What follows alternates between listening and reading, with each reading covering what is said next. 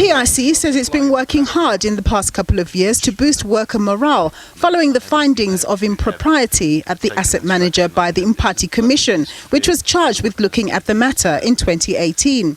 The asset manager says it's put a lot of measures in place to up its risk management game. One of the areas that had to be strengthened post the commission was actually the risk area at the PIC, and that again was done by the appointment of the chief risk officer and strengthening the risk capabilities that we have in the organization.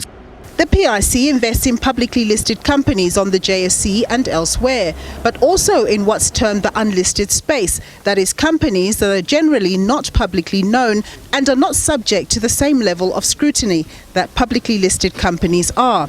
It's in the unlisted company space that the PIC was found wanting in its conduct, with capital injections given to companies without due process. Following the commission, the PIC halted its investment in the unlisted space for a couple of years to rethink a proper strategy on how to do the same ethically while in line with its mandate to invest in the local economy. But that situation has changed. Over the past, year to the end of 31st March, we had approved nearly 15 billion worth of transactions. 4.5 billion of those was in unlisted properties. About 10.5 billion was purely in the unlisted environment.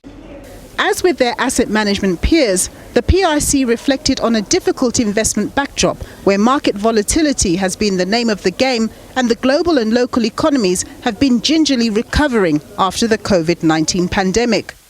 If you look at, given these tighter financial conditions, heightened geopolitical tensions, risk aversion, and slower economic growth, we've managed to grow the portfolio by 52 billion in the past year.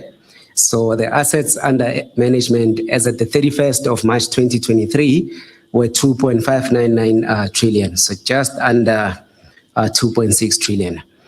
The asset manager says in a bid to diversify the geographical investment of its portfolio, it's eyeing other emerging market and regional China investment strategies and noted that it allocated some 7.5 billion rand to offshore markets in May this year, a move generally encouraged to better spread investment return risks. Looking at diversifying more from the current domestic focus that we currently have, and that is in line with the instructions that we are getting from our clients.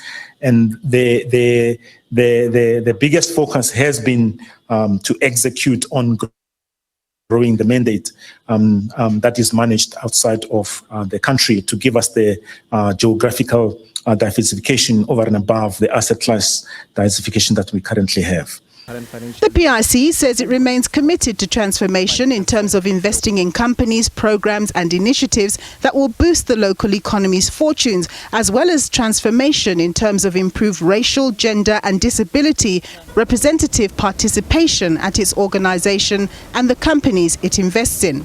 It also added that it was committed to making investments that were in line with the country and the world improving their carbon footprint. Nompumelelo Siziba, SABC News, Johannesburg.